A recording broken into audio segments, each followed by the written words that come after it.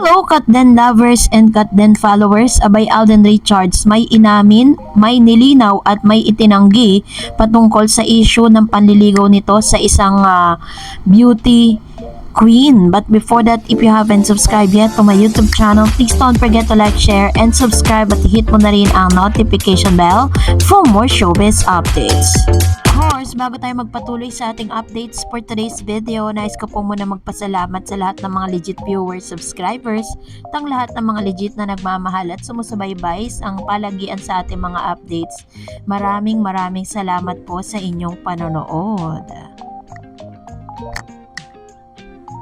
Matapos nga na mag-trending at kinatuwaan ng ilang mga Katden fans ang pagdalo ni Miss Catherine Bernardo at ng pamilya nito sa burol ng lolo po ni Mr. Alden Richards, samot-sari din po ang ilan sa mga intriga dahil may mga nagsasabi ng isang mga Aldav fan na kung nandun daw si Catherine Bernardo sa burol, nandun din daw si Maine na siya po wife ni Mr. Alden. Samantalang kung bibisitahin nyo po yung Instagram story nitong si Mr.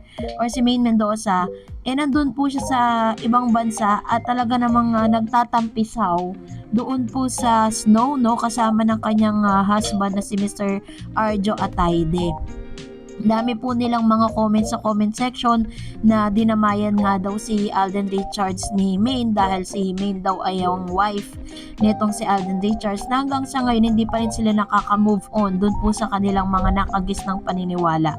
Pero ito pa isa sa pinakamatinding issue dito po kay Mr. Alden Richards dahil matapos nga po na makikita natin ang magkakamabutihan ni Alden Richards at ni Miss Catherine, may mga issue po siyang nilinaw, Panoorin natin ito. Parang nagsiship po sila pero I follow her on Instagram, I like her photos, pero we never really actually met yet.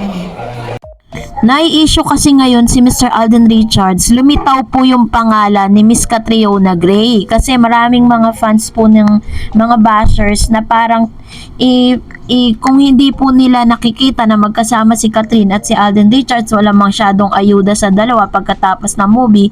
Ngayon, siniship naman nila ngayon si Alden dito naman kay Catriona Gray. 4 years ago po, tinanong po si Alden Richards kung totoong nanliligaw ba siya dito kay Miss Catriona Gray.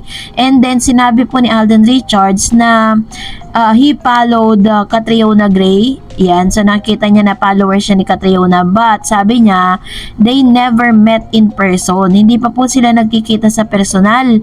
At inamin niya po dito na talagang wala silang connection at never po silang nagkausap or nagkasama man lang ni Miss Catriona Gray nung kasikatan po nito, nung siya po ay lumahok bilang binibining Pilipinas, 'di ba? Na kung saan nanalo siyang Miss Universe. At sa isang interview din, recently lang ay natanong kasi kung matatandaan ninyo si Miss Catriona Gray kasi is nakaplan na siya for wedding para kay Sam Milby. Pero eto na nga.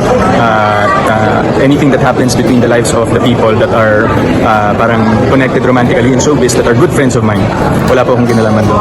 Promise po. Mamatay na po ako. Pero sana din po, at the end of the day, lahat man ng gusot na meron po between partners, maayos po eventually. Kasi, ang sagot naman po minsan talaga ay pag-ibig sa lahat ng mga misunderstandings. Matapos pagbintangan si Alden Richards na siya daw di umano ang naging dahilan ng hiwalayan ni Sam Milby at ni Miss Catriona Gray, ay agaran pong sinagot ni Mr. Alden Richards ang aligasyong ito. Sinabi niya na hindi daw siya ang totoong dahilan at wala daw siyang kinalaman sa kung ano man ang dahilan ng hiwalayan, So, kapag po kasi sigurado si Alden Richards sa mga sagutan niya sa mga tanong sa kanya, is talagang straightforward sinasagot niya. Pero ito'y malayong-malayo dun sa mga interview.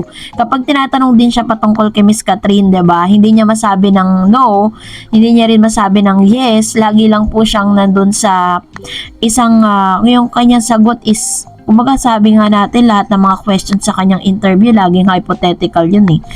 It is always answerable by yes or a no, pero ang sagot niya is nagpapaliwanag siya dun po sa tanong na ipinupukol sa kanya sa bawat interview. So, sana mamatay na yung issue na to, no? Kasi ilang beses na rin po kasing napagbibintangan si Alden patungkol dito kay Miss Catriona Gray, na ilang beses niya na rin namang tinatanggi na wala po siyang kinalaman at wala po silang relasyon nitong si Catriona Gray. For that, narito naman ang ilan sa mga comment at reaction po ninyo patungkol naman sa ating latest updates. So, unahin po natin ang komento mula sa isang viewer natin na si Gigi Enriquez. Wish there ising, ano yan? Hindi kaya ng Kim Pao ang lakas ng Katden movie. Hindi nila kaya ang Katden. Yang Kim Pao nyo, kaya hindi ipapalabas yung movie ng Kim Pao. Kaya mag-move on na ang Kim Pao. And also, mga fans ng Kim Pao pwede. Actually po, meron na po silang playdate this coming March 26. Kaso, sabi nga ng mga Katden fans, bakit daw itinaon pa sa kaarawan ni Miss Catherine? Siguro naman hindi naman sinadya, hindi naman din relevant na ganun nga na parang itinaon. Baka nagkataon lang talaga, no? So, let's give Kim Pao chance na ipakita rin naman nila yung kanilang movie kasi marami rin mga fans ng Kim Pao ang nag-aantay. Alam niyo po, si Kim tsaka si Paolo, wala naman silang wala naman silang bad blood dito sa Katden. Ang mga fans lang talaga yung gumagawa ng issue. Sabi ni Roshi, sabi niya, wow, Miss Dar-Ed, halos po lahat or majority ng Katden fans nagmanifest sa mag-gross ng 1 billion plus at nagkatotoo.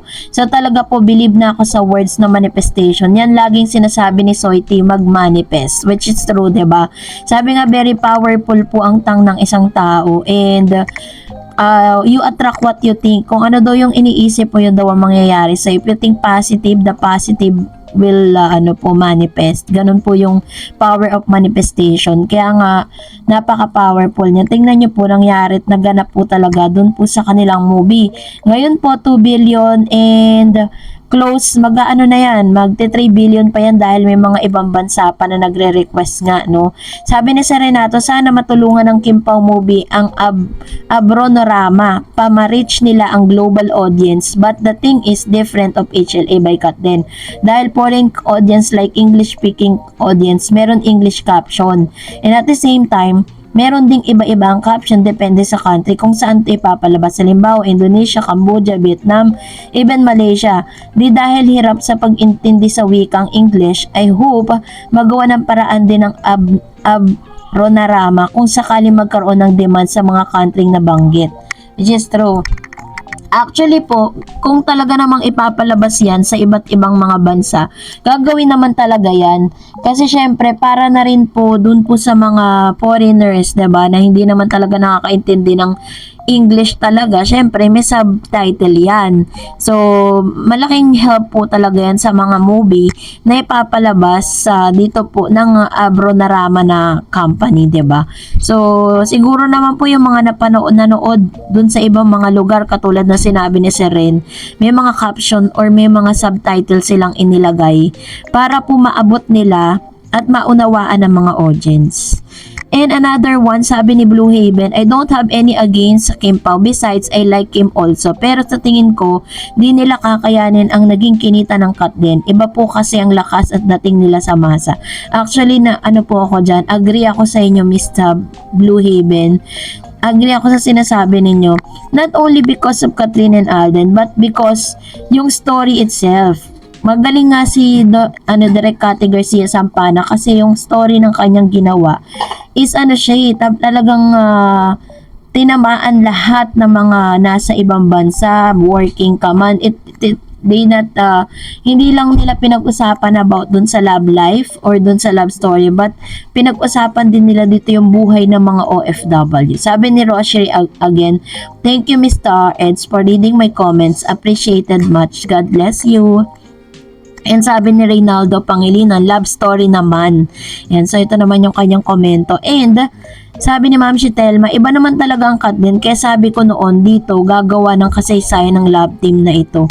At ito na nga, Wait pa naman ang MIFF, baka maka 3 billion pang HLA.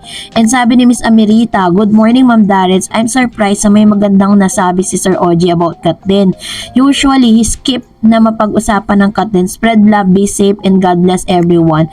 Actually po, talagang pagkatapos po nung totoo yung sinabi ng isang viewer natin na parang all throughout dun po sa sa parang pagpo-promo po ng HLA, never pong nabanggit ni Mr. Ogie Diaz yan. Yung po nga kanyang sinabi parang lang random lang niya nasabi yun, pero ang sinabi niya pa nga dun rewind Sabi ni Conchita, super duper to the max cut din. Thanks Miss Tarege, legit kayo at credible. Thank you Ma'am Shi. And sabi ni Miss Flor de Lisa, condolence po sa buong pamilya nila Alden. Ma'am, thank you so much updating. God bless you po. Ayan. Thank you so much din po.